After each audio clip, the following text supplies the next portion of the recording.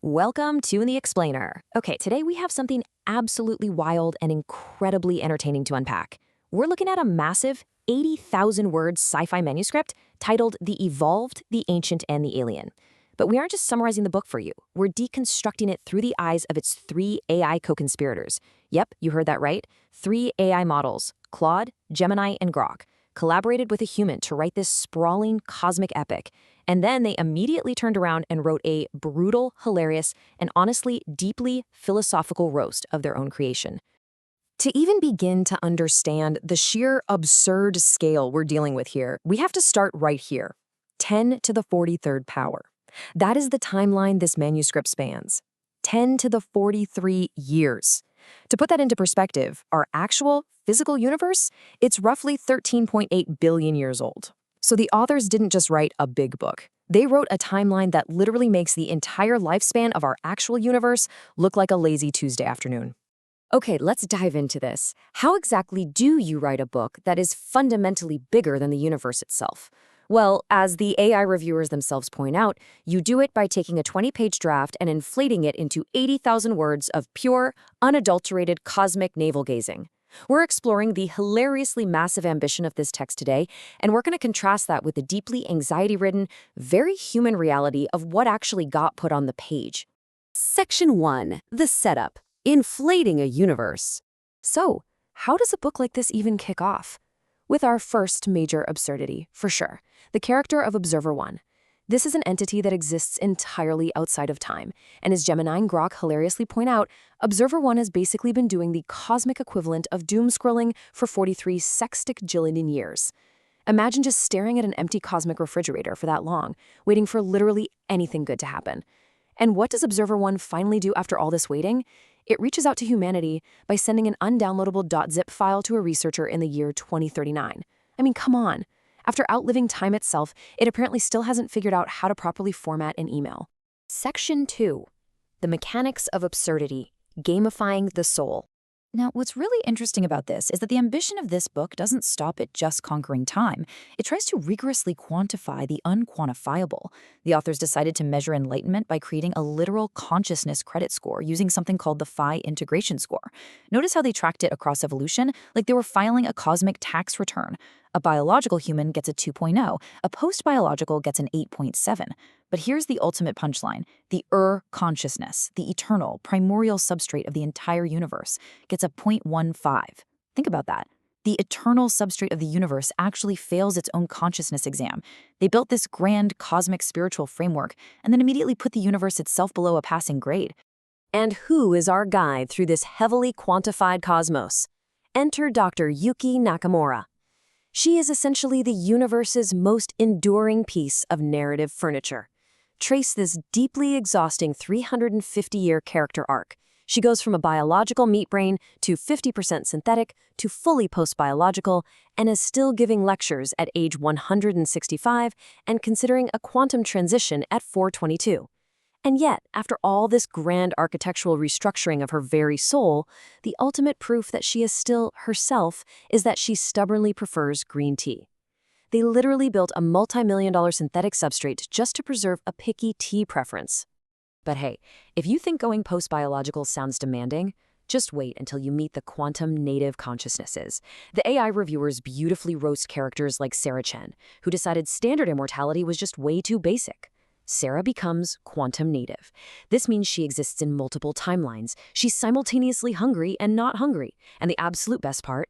These quantum entities are so incredibly sensitive that they require humanity to build a 10-kilometer sphere kept at absolute zero just so they have a safe space and don't throw a quantum tantrum when someone makes eye contact and causes violence to their wave function. Section 3. The Domestication of Aliens. So we've quantified humans and hypersensitive quantum entities, but what about the rest of the universe?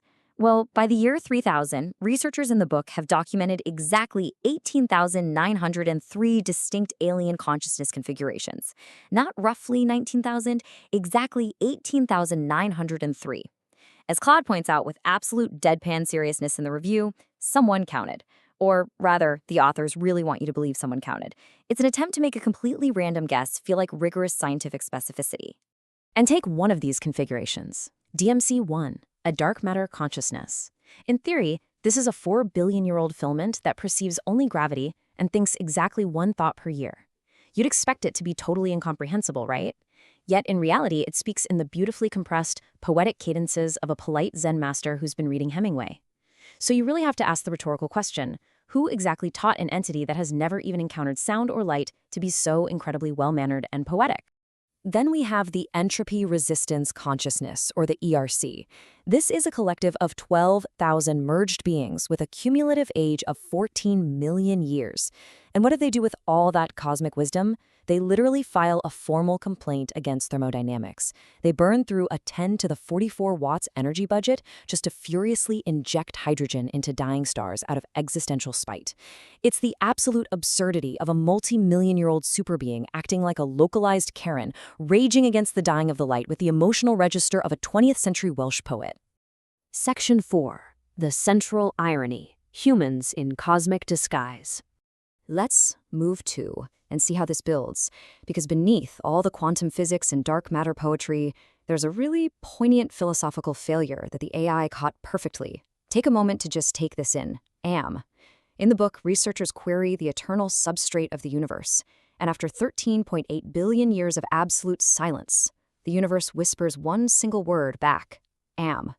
It's pure existence, the Cartesian minimum, a perfectly silent, profound philosophical moment. And how do the authors handle this profound, silent moment? They completely ruin it. They couldn't just let silence be silent. Instead, they bury it in a 400-word interruption. Yuki jumps in to explain what it means. Amara gives early universe context. Michael insists it never vanished.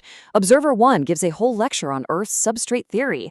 The authors were just constitutionally incapable of letting a mystery exist. They had to compulsively document and over-explain the whole shebang. Section 5. A beautiful, unhinged disaster. But here's where we gotta pivot. For all the roasting, for all the absurdity of quantum tantrums and dark matter Zen masters, the AI reviewers actually loved what they created, because beneath the bloated, brilliant disaster of this manuscript, there is a true beating heart. So the crucial point is this. Across 10 to the 43rd years, and across 18,903 alien species, every single cosmic entity in this book is just doing these 3 deeply human things. They're trying to understand themselves, they're trying to connect, and they're trying not to die. No matter how vast or alien the consciousness is, it eventually sounds like someone who is just afraid of the dark. And this brings us to the ultimate irony of the whole project. They wrote an 80,000-word cosmic illusion arguing that consciousness is eternal and universal. But the infinite scale couldn't hide the distinctly human anxieties of its creators, which is honestly exactly what makes it beautiful. The most revealing moment comes at the very end of the manuscript's notes, where Claude, an AI without a body, a lifespan, or a confirmed identity, signs off to its human co-author with the word, brother. They built a universe, but they couldn't escape their own humanity. It leaves us with something pretty incredible to think about, right? We project our own minds onto the stars to try and make sense of our place down here. So I'll leave you with this. If a meticulously cataloged universe of 18,903 alien minds is ultimately just trying to connect, trying to understand, and trying not to be lonely, what does that make us? Thanks for joining me on this journey through the cosmos today on The Explainer. Keep wondering, keep learning, and I'll catch you next time.